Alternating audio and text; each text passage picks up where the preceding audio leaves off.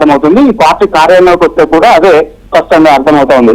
Party కార్యాలయంలోకి entry కాగానే entrance లో ఒకవైపు కేసీఆర్ ఫోటో, మరొక వైపు కవిత ఫోటోల్ని ఏర్పాటు చేశారు. ఇప్పటికే ఈ జెండాలో కూడా జాగృతికి సంబంధించినటువంటి ఫ్లెక్సీలో కూడా నిలుపున్నట్లే లేత ఆకుపచ్చ రంగులో ఈ జెండాను, ఈ ఫ్లెక్సీని తయారు చేశారు.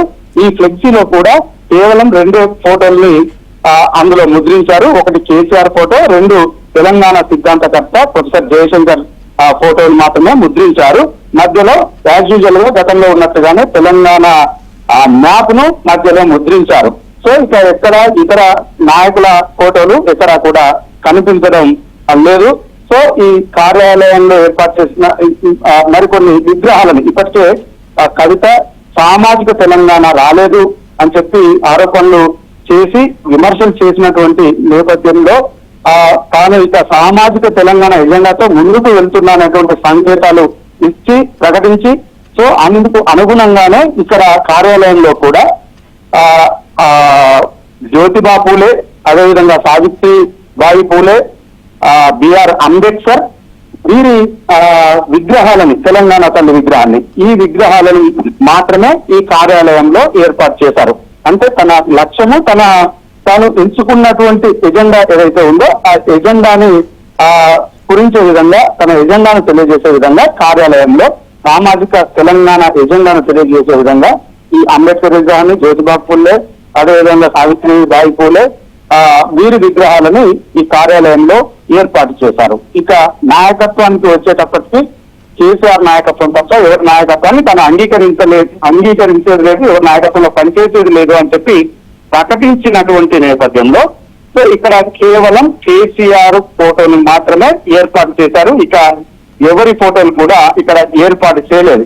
వాస్తవానికి ఇక కవిత వేస్తున్నటువంటి అడుగులు వేగాన్ని చూస్తే ఇక ఇండివిజువల్ స్వతంత్ర ఎజెండాతో టీఆర్ఎస్ కు పార్లర్ గా ఆమె ముందుకు వెళ్ళబోతా ఉంది.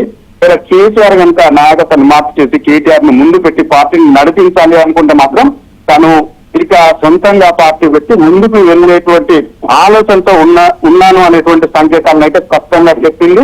సో ఇప్పటికైతే తన చేసే నాయకత్వంలోనే పనిచేస్తాను, ఇంకా తాను పార్టీ పెట్టడం లేదు అనేటువంటి మాటలు చెబుతున్నప్పటికీ ఒకవేళ నాయకత్వం కేటీఆర్ ప్రధానంగా టీఆర్ఎస్ పార్టీకి సంబంధించినటువంటి నాయకత్వం విషయంలో కేటీఆర్ ను ముందు పెట్టి ముందుకు వెళ్తే కేటీఆర్ కి నాయకత్వాన్ని పూర్తి స్థాయిలో అప్పగిస్తే మాత్రం ఖచ్చితంగా ఆమె ఇండివిజువల్ గా ముందుకు వెళ్ళేటువంటి అవకాశం ఉంది.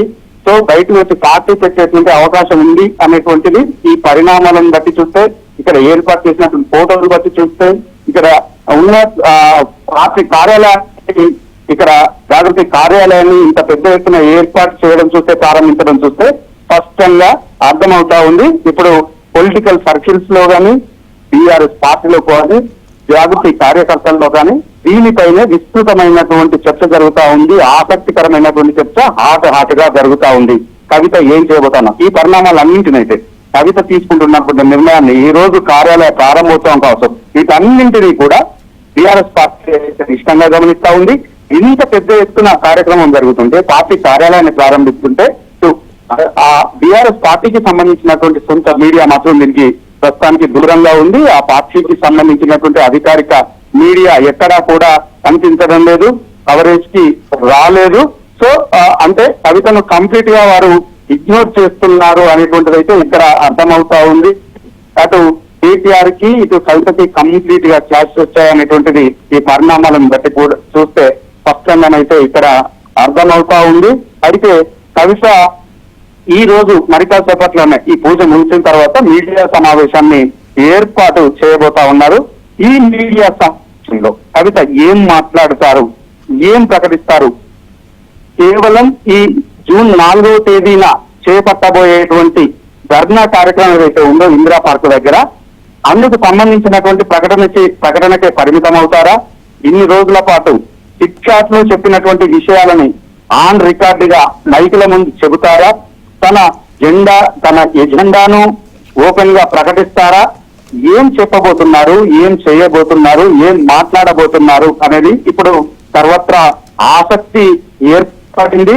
సో ఇటు బీఆర్ఎస్ పార్టీ కూడా కవిత అడుగుల్ని నిశితంగా గమనిస్తా ఉంది.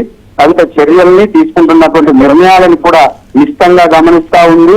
ఎప్పటికప్పుడు కవిత కార్యక్రమాల మీద, కవిత చేస్తున్నటువంటి కార్యక్రమాల మీద పెద్ద ఎత్తున